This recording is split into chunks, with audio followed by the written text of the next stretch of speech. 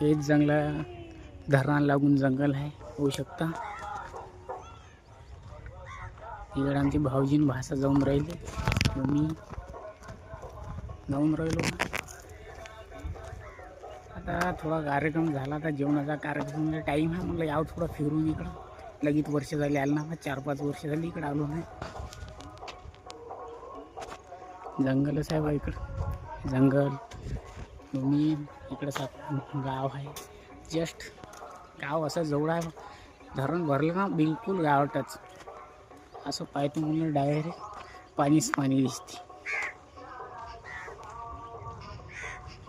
आवश्यकता धरण व्ह्यू, काही खंबे जाऊन आहे धरणामध्ये.